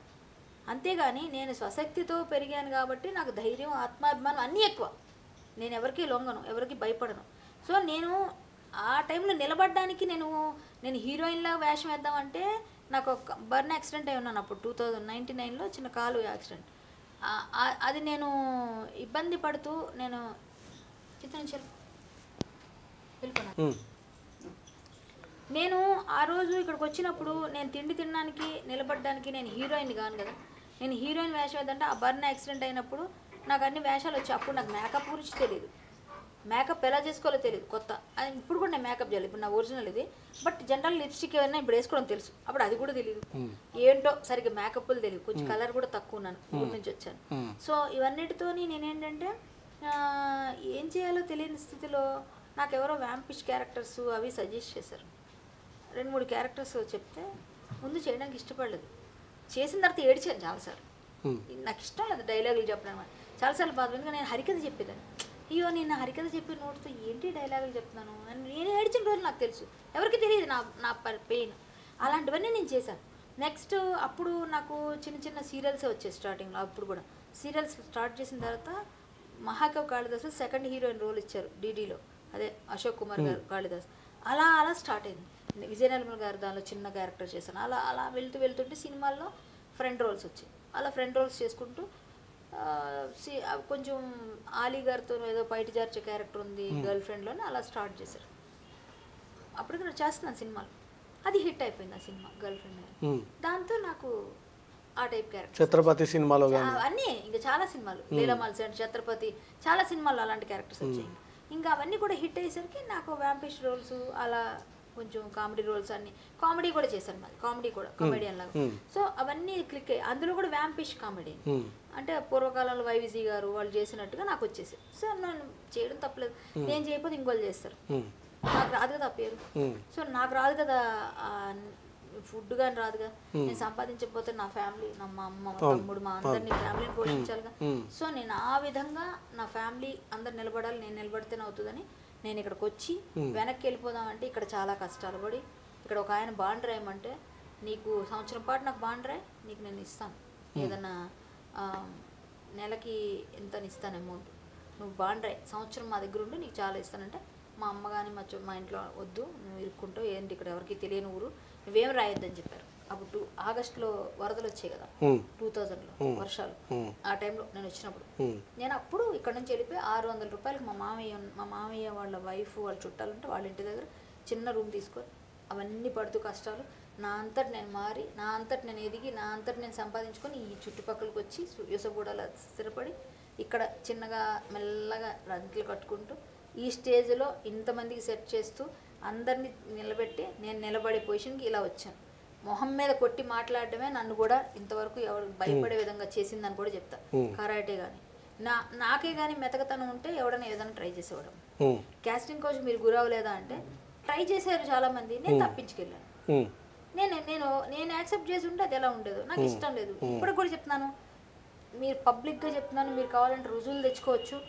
ఏ డైరెక్టర్కి ఏ ప్రొడ్యూసర్కి నా క్యారెక్టర్ ఎందుకు ఎవరిని ఎప్పటికి కూడా ఎవరిని ఇంతవరకు నేను బెగ్ చేయను, అడగను. నేను ఈ రోజుకి అడగను.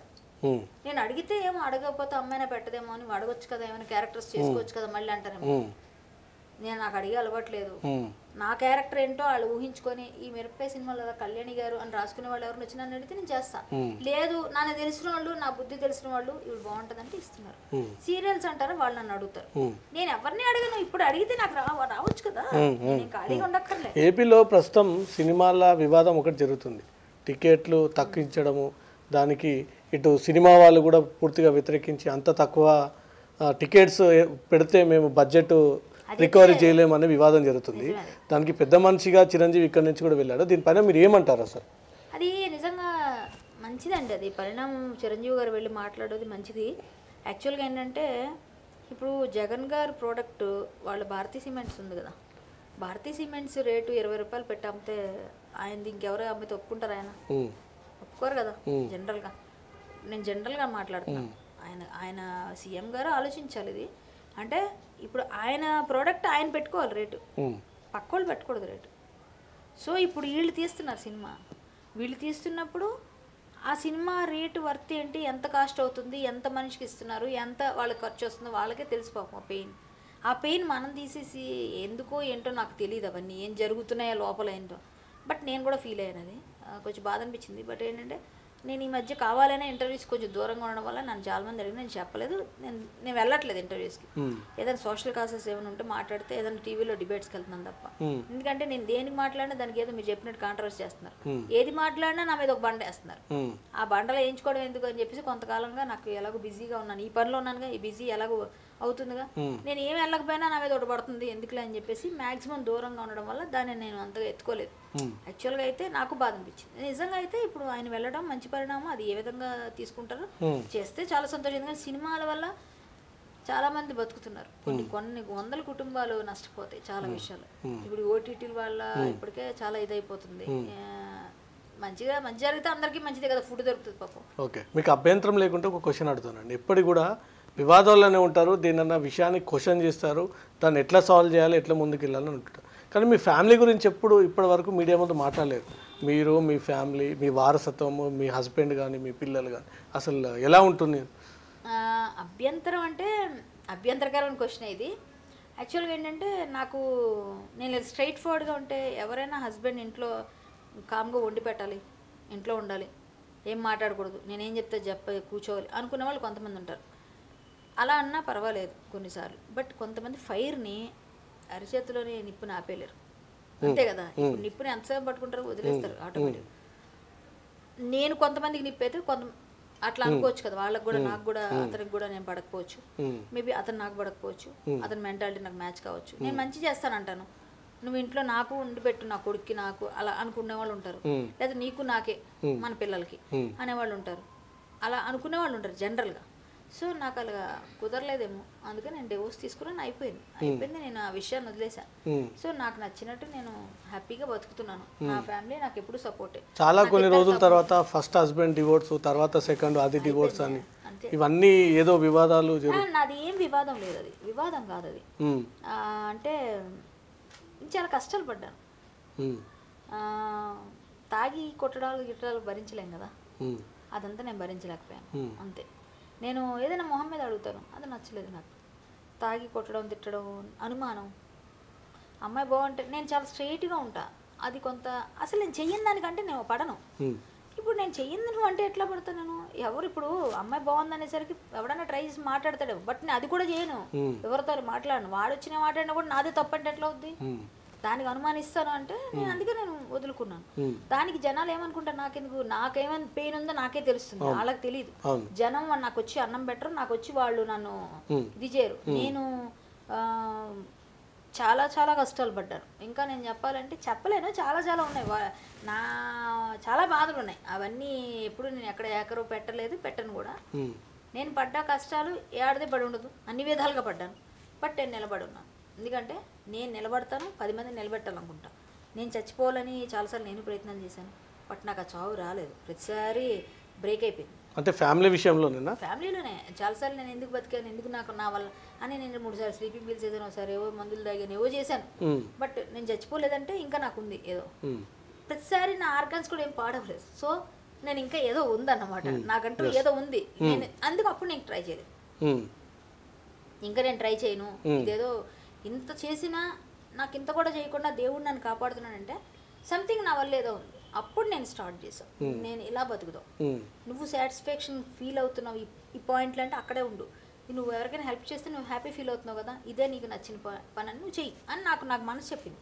సో నేను అటే వెళ్ళిపోయాను, అటు నేను చేసుకున్నాను. ఇప్పుడు నాకు సైన అబ్బాయి వచ్చి పెళ్లి చేసుకుంటాను అని చెప్పేసి మంచిగా తీసుకెళ్ళి పెట్టేశాడు అనుకోండి, ఇవన్నీ చేయొద్దు అని అంటే నేను నా పనులు నేను ఇన్ఫ్లుయెన్స్ అయినా సరే నేను హెల్ప్ చేస్తాను, కానీ నేను మా అన్నని చెప్తాను, అంతేగాని అట్లేం చేయను నేనైతే. ఇప్పుడు మీరు చెప్తున్న విధానంగా చాలా కింది స్థాయి నుంచి వచ్చారు, పేద కుటుంబం నుంచి వచ్చారు, ఎన్నో కష్టాలు పడి ఎన్నో మెట్లెక్కి స్థాయికి వచ్చారు. మరి ఇప్పటికైనా అంత కింద స్థాయి నుంచి వచ్చాను, నా ఫ్యామిలీ ఫైనాన్షియల్గా ఇలా ఉంది ఇట్లా ఉందంట, మరి ఎందుకు ఈ కాంట్రవర్షియల్స్ అన్ని వదిలేసుకొని మీ లైఫ్ మీ ఫ్యామిలీని చూసుకోవచ్చు కదా, ప్రతి దాంట్లో ఎందుకు ఇన్వాల్వ్ అవ్వడం? నేను ఇన్వాల్వ్ అవ్వట్లేదు, అదే కదా ఇప్పుడు చెప్తుంది, నేను ఇన్వాల్వ్ అవ్వట్లేదు, నన్ను ఇన్వాల్వ్ చేసేస్తున్నాయి ఆ ఇష్యూస్, నేను ఇన్వాల్వ్ అవ్వక్కర్లేదు. ఇప్పుడు ఎవరో వస్తారు ఏదో అడుగుతారు, వాళ్ళ ఇన్వాల్వ్మెంట్. నేను ఒక అమ్మాయి వచ్చింది ఒకసారి ఇలాగే వచ్చి నాకు హెల్ప్ కావాలని అడిగి ఫేస్బుక్లో నాకు చూసిందంట, చూసి నన్ను అడిగి మీరు చేశారండి లవ్ జిహాద్ టైంలో వెళ్ళారు, ఇంకొకరికి ఏదో చేశారు. ఆ అమ్మాయి వచ్చి నన్ను అడిగి, ఆ అమ్మాయి తర్వాత ఆ అమ్మాయి ఏదో చేసుకొని ఈ అబ్బాయి డబ్బులు ఏది ఇస్తానంటే సరే రాసుకున్నారు, చేసుకున్నారు, ఏదో మాట్లాడుకున్నారు. తర్వాత వెళ్ళి ఆ అమ్మాయి అక్కడ వెళ్ళి ఏదో ఆ అమ్మాయి వెళ్ళి కేసులు పెట్టుకున్నారు. కేసులు పెట్టుకుంటే నా మధ్యలో నన్ను లాగారు, నేను వెళ్ళలేదు. ఆ అమ్మాయి వచ్చి వాళ్ళు చేసుకొని వాళ్ళు అలా ఉంటుంది నా పరిస్థితి. నేనేం చేయను, ఇప్పుడు ఇంట్లోనే ఉంటాను కదా, ఎవరో ఒకరు వచ్చేదో చెప్తారు, అయ్యో పాపం. నేను తొందరగా మెల్ట్ అయిపోయి జాలిగా అయ్యో పాపం అంట, ఇదేనా ఎత్తి మీద వేసుకోవడం, ఇంకేం లేదు, మనకి ఎందుకని అనిపిస్తుంది కొన్ని రోజులు, ఇంకెందుకు నా ఫ్యామిలీతో, బట్ ఏదో ఒకటి వచ్చింది ఎత్తి మీద పడుతుంటే నేను వెళ్ళకపోయినా పడుతుంది. మీరు ఊహించని క్వశ్చన్ ఒక అడగనా? ఇంకోటి ఉందా? మీరు మీ వాయిస్ని కానీ జరుగుతున్నటువంటి సమాజంలో కానీ ఏదైనా అన్యాయాన్ని వ్యక్తపరచాలంటే ఫేస్బుక్ కూడా మిమ్మల్ని బ్యాన్ చేసింది, ఒక్కసారి కాదు 2 సార్లు కాదు. ఎప్పుడు మీరు ఏదైనా పోస్ట్ పెడితే మిమ్మల్ని బ్యాన్ చేస్తుంది, అంటే మీరు సొసైటీకి వ్యతిరేకంగా పోస్టులు పెడుతున్నారని అనుకోవచ్చా? కాదు, నేను పెట్టిన పోస్టులు కరెక్ట్గా ఉన్నాయి. ఇప్పుడు టెక్నాలజీని యూజ్ చేసుకుంటున్నారు. ఫేస్బుక్ బ్యాన్ చేయడం కాదు, ఫేస్బుక్ ఏంటంటే ఎవరైనా దానికి ఒక గైడ్లైన్స్ ఉంటుంది, ఆ గైడ్లైన్స్లో అలాగైతే బ్యాన్ చేస్తే మొత్తానికి తీసేయాలి. నాకు టిక్ మార్క్ ఇవ్వదు, నాకు గుర్తింపు ఇచ్చింది ఫేస్బుక్, టిక్ మార్క్ ఇచ్చింది, జెన్యూన్ అకౌంట్ ఇది, టిక్ మార్క్, ఇది సెలబ్రిటీ కొంచెం వ్యక్తి అని కొంచెం పాపులారిటీ ఉందని ఇచ్చారు. సో 70,000 పీపుల్ ఫాలో అవుతున్న నన్ను బ్యాన్ చేయడానికి వాళ్ళు ముందే అది ఇవ్వకుండా తీసేయాలిగా, అలా చేయరు. ఇప్పుడు టెక్నాలజీలో చాలామంది హ్యాకర్స్కి కానీ వాటికి కానీ బాగా తెలుసు. ఇప్పుడు నేను ఎవరితోనైతే ఫైట్ చేస్తున్నానో వాళ్ళ మనుషులే చేస్తున్నారు ప్రతిసారి. నన్ను బ్లాక్ ఏంటి, నేనేంటంటే ఎవడనంటే వెధవన్నారు వెధవని తిట్టాను, అది తప్పు, నాకు తెలియదు అది. నేను ఆ తిట్టిన పట్టుకెళ్ళి ఆడు కామెంట్ పెడతాడు, సో ఇంటూ కొట్టి బ్లాక్ నువ్వు అంటాడు. ఫస్ట్ టైం ఒక రోజు అంటాడు, 2 గంటలు అంటాడు, 2 రోజులు అంటాడు, 24 hours, ఒక 3 సార్లు అయిన తర్వాత మంత్ వేస్తాడు, 1 మంత్ వేస్తాడు కంప్లీట్. సో మనం తీసేసి దాన్ని సైమల్టేనియస్ ఇంకోటి పెట్టుకుంటే మనకు అది అవుతుంది. ఇలా ఎన్నిసార్లు జరిగింది బ్లాకింగ్? 2 టైమ్స్ అంటే ఎక్కువ రోజులు. ఇప్పుడు రేపు వస్తుంది నా ఫేస్బుక్, ఇప్పుడు దాకా లేదు అంటే ఉంది, బట్ ఏంటంటే నేను పోస్ట్ చేయడానికి పనికిరాను, చూడడానికి పనికి వస్తుంది. ఓకే, అప్పటి వరకు మీ ఆవేదన కానీ జరుగుతున్న అన్యాయాన్ని అక్రమాలని ఎట్లా మీరు బయటికి వ్యక్తపరుస్తారు? వేరే ఇంకొక అకౌంట్ ఉంది, వేరే వాళ్ళ దగ్గర తీసుకున్నాను, అది కూడా నా పేరు మీద వాళ్ళు పెట్టుకున్నారు, నా ఫ్యాన్స్, దాన్ని పెట్టుకొని నేను చేస్తున్నాను. సో ఏంటంటే నేను తప్పు చేస్తే అనుకోవడానికి అది తప్పు కాదు, టెక్నాలజీ ఇప్పుడు కేసు ఎలా చేశారు మొన్న, ఒక అమ్మాయి ఫేస్బుక్ లో ఫోటో పెట్టావు, నువ్వు తప్పు చేసావు ఫోటో, ఈ ఫోటోని నువ్వు ఇది పెట్టావు కాబట్టి ఈ ఫోటో వద్దు అని చెప్పేసి చెప్పడం వరకు ఓకే, చెప్పలేదు, వాడు వెళ్ళి రిపోర్ట్ చేసి కోర్టు నుంచి తెచ్చుకున్నాడు డైరెక్షన్. ఇది ఫోక్స్ ఏంటి, వాళ్ళ తాలూకు చుట్టూ మనుషులు పెట్టింది అదే, నేను పెట్టింది అదే, మీడియా అంతా చూపించింది అదే, బట్ నా మీద కేసు అయింది, ఎందుకంటే నా మీద గ్రడ్జ్ ఉంది. అంటే టెక్నాలజీని యూజ్ చేసుకున్నారు, అంటే లాని యూజ్ చేసుకున్నారు. ఇక్కడ లా, ఇక్కడ టెక్నాలజీ. ఫేస్బుక్ లో ఈ ఫేస్బుక్ లో ఏంటంటే వాడు ఏవో కొంచెం గైడ్ లైన్స్ ఇస్తాడు, ఆ గైడ్ లైన్స్ బాగా తెలుసుకొని దాని నెంబర్ పెడితే బ్లాక్ చేస్తారు. నీ నెంబర్ నేను పెట్టాను బ్లాక్ అవుద్ది, అంటే నేను సమాజంగా ఇష్టం లేని పోస్ట్ పెట్టినట్ట.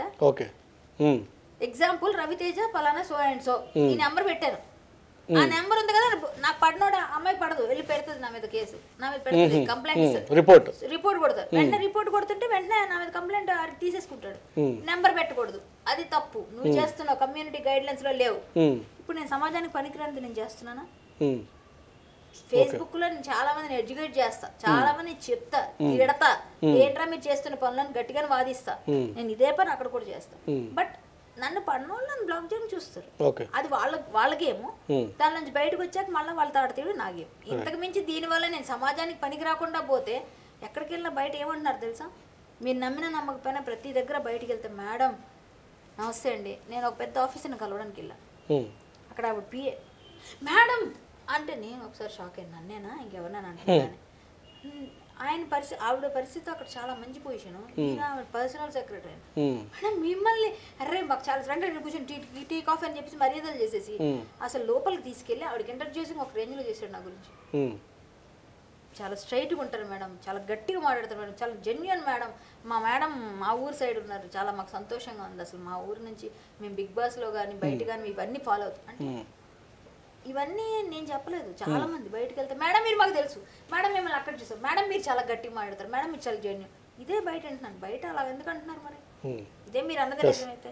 చివరిగా ఒక క్వశ్చన్, బిగ్ బాస్ షో అనేది హిందూ సంస్కృతికి వ్యతిరేకంగా ఫ్రీడమ్ ఏంటి, ఎలా ఉంటారు అమ్మాయిలు అబ్బాయిలు అని చూపించే విధంగా వీటన్నిటి కూడా మీరు వ్యతిరేకంగా ఉన్నారు, వ్యతిరేకంగా ఫైట్ చేస్తున్నారు. అదే బిగ్ బాస్ షోలో మీకు అవకాశం వస్తే వెళ్ళి జాయిన్ అయ్యి అక్కడ పార్టిసిపేట్ చేశారు, అంటే అక్కడ కూడా ఈ అసభ్యకరమైనటువంటి సన్నివేశాలు ఉన్నాయి, ఇవన్నీ కూడా ప్రజలు వ్యతిరేకిస్తున్నారు. మిగతా వాళ్ళు ఉన్నప్పటికీ ఆ షోలో మీరు పార్టిసిపేట్ చేశారు కదా, అప్పుడు ఎందుకు వ్యతిరేకించలేదు ఆఫర్ని? ఒక మాట, ఇప్పుడు మనం ఒక 10 మంది ఉన్న రెస్టారెంట్కి వెళ్ళి కూర్చొని తింటాం, నీకు ఆకలేస్తుంది, నువ్వు అన్నం తింటున్నావు, నీ పక్కన ఉన్న అమ్మాయి ఇక్కడ పొట్టి డ్రెస్ వేసుకుందని చెప్పి నేను నచ్చలేదు వెళ్ళిపోతావు, నీ పని నువ్వు చేసుకొని తినేసి వస్తావు. నీ ఆకలి నీ కడుపుకుంది, ఈ కడుపుకు ఆకలి తీరుతుంది కదా, అమ్మాయి ఏ డ్రెస్ వేసుకుని నీకెందుకు కదా, అలాగే అనుకుందాం. అయినా నేను ఒప్పుకోను, అక్కడ ఉన్న అమ్మాయిలందరికీ నేను చెప్పాను లోపల, అది బిగ్ బాస్ వాళ్ళు చూశారు కదా, సో నేను తొందరగా ఎలిమినేట్ అయ్యాను. ఏంటమ్మా డ్రెస్సు, ఏంటమ్మా అలాగా ఎక్కడికి వెళ్ళి తీసుకుంటావు, మంచిగా వేసుకో, ఈ డ్రెస్ బాగాలే, కొంచెం పొడిగి తీసుకో, ఇలా చెప్పిన రోజు నాకు తెలుసు అక్కడ లోపల. నెక్స్ట్ నేను ఎక్కడున్నా నేను చెప్తాను, నా వరకు నేను అది వాళ్ళకి మీకు తెలియదు, బయట లోపల వాళ్ళకి తెలుస్తుంది ప్రతి నిమిషం. సో ఇంకోటి ఏంటంటే బిగ్ బాస్ అనే షో మాత్రం మీరు అనుకుంటున్నట్టుగా మన సంస్కృతి సంప్రదాయాలు కాదు, మన పిల్లలకి ఇప్పుడున్న వాళ్ళకి నేనైతే కొంచెం దాన్ని సపోర్ట్ చేసే విధంగా ఒకే దగ్గర ఏంటంటే భిన్న మనస్తత్వాలని తెలుసుకోవచ్చు అక్కడ, అదొకటే. అంతకు ఒక 10 మంది 20 మంది 30 మంది ఒక దగ్గర ఉండేసరికి ఈ మెంటాలిటీస్ అంటే సైకలాజికల్గా వాళ్ళు ఎలా బిహేవ్ చేస్తారు, నీ మెంటాలిటీ నా మెంటాలిటీ అమ్మాయిది అలా తెలుస్తుంది. ప్లస్ ఒకడిని మించి ఒకడు ఏ విధంగా ఎత్తుకుపై ఎత్తేస్తారు, మనుషుల్ని పర్సనాలిటీ అంటే అంచనా వేయచ్చు. ప్లస్ ఉమ్మడి కుటుంబాలు లేవు, రాములు ఆప్యాయతలు ఇప్పుడు లేవు. సో ఇవన్నీ కూడా కొంతవరకు వాళ్ళకి తెలుస్తాయి. కొంతమంది పిల్లలకి ఇంతమంది ఒక వెళ్ళిపోతుంటే పెయిన్ వస్తుంది, అంటే అభిమానం పెంచుకుంటున్నారు కానీ మీద ఎఫెక్షన్. ఎవరి క్యారెక్టర్ ఏంటి అనేది బయటపడుతుంది అంటున్నారు, కానీ సింగిల్ గా వెళ్ళిన వాళ్ళంతా జంటగా వస్తున్నారు. 1 2 3 4 5 షోస్ అంటే గేమ్ లో భాగం నేను ఖండిస్తాను. ఎందుకంటే వాళ్ళు అక్కడ ఇప్పుడు నెక్స్ట్ వెళ్ళే వాళ్ళు కూడా అలాగే వస్తారు, నెక్స్ట్ వెళ్ళే వాళ్ళు కూడా అదే పని చేస్తారు. ఇప్పుడు ఒకసారి క్లిక్ అయితే, ఇప్పుడు మన సినిమాల్లో నా క్యారెక్టర్ ఒకసారి వ్యాంప్ చేస్తే వ్యాంప్ ఇచ్చారు ఎందుకు మరి, క్లిక్ అయింది కాబట్టి. సో వీళ్ళకి ఏం పడిపోద్ది, వ్యాంప్ క్యారెక్టర్స్ కి అనుకుందాం, ముద్ర పడిపోద్ది. ఇప్పుడు వాళ్ళు ఏం చేస్తున్నారు, ఫస్ట్ ఒకరు వెళ్తే ఓ వాళ్ళు బాగా ఎక్కువ రోజులు ఉన్నారు, సో మనం కూడా ఎవరినో ఎతికేసుకుని వెళ్ళంగానే, లేదా ముందే బయట ఎక్కడ ప్లాన్ చేసుకున్నారు, వెళ్ళంగానే కరెక్ట్ అయిపోయినట్టుగా వీళ్ళు ఇచ్చేస్తే ఈ జనాలే కలిపేస్తున్నారు, వాళ్ళకి జనాలే కలిపేస్తున్నారు. అక్కడ వాళ్ళిద్దరు లుక్స్ ఎక్స్చేంజ్ ఇవన్నీ చూసి ఈ జనాలు వీళ్ళిద్దరు ఫిక్స్ అయిపోయారా అని ముందు మీమ్స్ రాగానే బిగ్ బాస్ వాళ్ళకి అయితే బయట తెలుస్తాయి కదా. వాళ్ళ దాని ప్రకారంగా నాగార్జున గారు మాట్లాడిన మాటలు బట్టి ఏంటి మీ ఇద్దరు అనేసరికి వీళ్ళు ఇంక కరెక్ట్ అయిపోతున్నారు. సో వీళ్ళు మన వర్క్ కూడా అయింది అని వాళ్ళు ఫిక్స్ అవుతారు. బయటకు వచ్చాక ఎవడుంటాడు, ఎవడు చేసుకోడు. ఆర్యాన అవినాష్ అన్నారు, ఏం చేసుకున్నారో ఎవరికాలు పెళ్లి చేసుకుంటారు, మరి ఇంకేం మాట్లాడతాం మనం, ఎవరో ఒకరు కనెక్ట్ అవుతారు. బట్ వాళ్ళు చేసుకుంటే జెన్యున్ గా చేయొచ్చు. బట్ అదంతా ఉంటుందే. బిగ్ బాస్ అయితే మాత్రం అంత ఏమి వల్గారిటీ ఉండదు. బట్టలు అనే విషయంలో ఇప్పుడు హగ్గులు ఈ ముద్దులు పెట్టుకోవడం ఇది నచ్చలేదు. నేను కూడా మనం తిట్టాను, మనం పబ్లిక్ గానే ఒక దగ్గర మాట్లాడితే ఇది కరెక్ట్ కాదండి, ఇది మాత్రం తప్పించి మిగిలిన ఏదన్నా పర్వాలేదని చెప్పా. బిగ్ బాస్ లో మాత్రం కొంచెం అంటే నువ్వు ఎలా ఉండాలి అంటే అవతల అంచనా వేయగలవైతేనే ఉంటావు అక్కడ, అవతల అంచనా వేయలేకపోతే ఖచ్చితంగా వెనక్కి వచ్చేస్తాను. నేనైతే అంచనా వేస్తాను లేదు తెలియదు, నేను నా కర్మకాలు దిగాను. నాకు ఆ టైం వాళ్ళు అందరికి ఫ్యాన్ బేస్ ఉంది, నాకు ఫ్యాన్ బేస్ లేదు. సో నేను వచ్చేసాను, కానీ నేను ఉండేదానో లేదు. బట్ నేను అంచనా వేయగలిగాను కొంతమందిని, నేను తెలుసు నాకు ఎవరేంటని. బట్ ఏంటంటే అక్కడ సిచ్యువేషన్స్ కొంచెం డిఫరెంట్గా ఉన్నాయి. నేను అందరికన్నా పెద్దగా ఉండడం వీళ్ళు భయపడుతుండేవారు పిల్లలందరూ. నాకు అక్క అంటే అక్క అక్క అక్క అని, నేను వంటలు ఇంట్లో వీళ్ళకి పనులన్నీ చెప్పుకుంటే ఇవిడే చేస్తుంది, దాంతో వీళ్ళకి ఎప్పుడు తెలుస్తుంది అనుకున్నారు. ఏమో నన్ను బయటకు వచ్చారు. షో టైంలో మీతో పాటు ఉన్న పార్టిసిపేట్స్ అందరూ కూడా దాదాపు మిమ్మల్ని వ్యతిరేకించారు. అంటే మంచి చెప్పడం వలన, స్ట్రైట్గా ఉండడం వలన? స్ట్రైట్గా ఉండడం వల్ల. అక్కడ స్ట్రైట్గా ఉండకూడదు, యాక్ట్ చేయాలి. నాకు యాక్టింగ్ రాదు, నేను నిజంగా ఎలా ఉన్నా అలా ఉంటాను. అందరూ వ్యతిరేకించలేదే, కొంతమంది వ్యతిరేకించారు. కొంతమంది అంటే వాళ్ళు ఆల్రెడీ చదివి వచ్చారు. నేను బిగ్ బాస్ ఒక్క ఎపిసోడ్ కూడా చూడకుండా వెళ్ళాను. నేను ఇప్పుడు కూడా మొన్న అయిన బిగ్ బాస్ నేను చూడను నేను ఒకటో రెండు నా సీరియల్స్ నేను చూడను. నేను ఎవరైనా చెప్పి బాగుంది ఎపిసోడ్ అంటే యూట్యూబ్లో ఎప్పుడైనా చూసుకుంటా అంతే. నాకు అవన్నీ అది లేదు. బట్ నాకు ఏది ఉందో అనిపించిందో నేను అది మాట్లాడేస్తాను, బ్లా బ్లా బ్లా అని, అంతేగాని వేరే ఏం మాట్లాడు. రైట్. చివరిగా ఇప్పటికైనా సినిమా సీరియల్ అవకాశాలు వస్తాయి, అలా నటించుకుంటూ జీవితాన్ని సాగిస్తారా, లేదా వాటిని పక్కన పెట్టి ఇదే హిందూ సంస్కృతి కోసం నేను పాటుపడతాను, ఇదే క్రిస్టియానిటీ మీద నేను వ్యతిరేకం పోరాటం చేస్తాను, ఈ శివశక్తి లాంటి మీద అట్లాంటి గ్రూప్ల మీద పోరాటం చేస్తారా? ఈ రెండు రూట్స్లో ఏ రూట్స్ ఎంచుకొని మీరు ముందుకెళ్తారు లైఫ్లో? అంటే ఇప్పుడు నేను నా బ్రెడ్ అండ్ బటర్ నా ఏదైతే ఉందో సినిమా అమ్మ, నేను సీరియల్ కానీ అది నేను వదిలేస్తానని చెప్పను. అది నేను వదిలేస్తానని సినిమా నన్ను వదలదు, అలాగే సీరియల్ కూడా నన్ను వదలదు. ఎందుకంటే నేను కూడా అవసరం. ఎందుకంటే కొన్ని క్యారెక్టర్స్ మనమే అవసరం అవుతాం. అప్పుడు మనకు ఆటోమేటిక్ ఈ రోజు లేకపోవచ్చు రేపు వస్తుంది, నాకు నమ్మకం అలా వస్తుంది. దానికోసం వెయిట్ చేద్దాం. మంచి క్యారెక్టర్స్ వస్తే, లేకపోతే నేనే మేబీ ఏదన్నా ఒక స్టార్ట్ చేస్తాం. మేము అనుకుంటున్నాం ఒక గ్రూపు, మేబీ అది కూడా రావచ్చు, చేయొచ్చు మనం. అదైతే మనం ఆ రూట్ ఎప్పుడు వదలను. నెక్స్ట్ నా మెయిన్ ఎయిమ్ ఏంటంటే ఈ హిందూ ధర్మం కోసం ఎప్పటికీ అది కూడా నన్ను వదలదు. నా భాగం, శరీరంలో భాగమే కాబట్టి అది పోదు.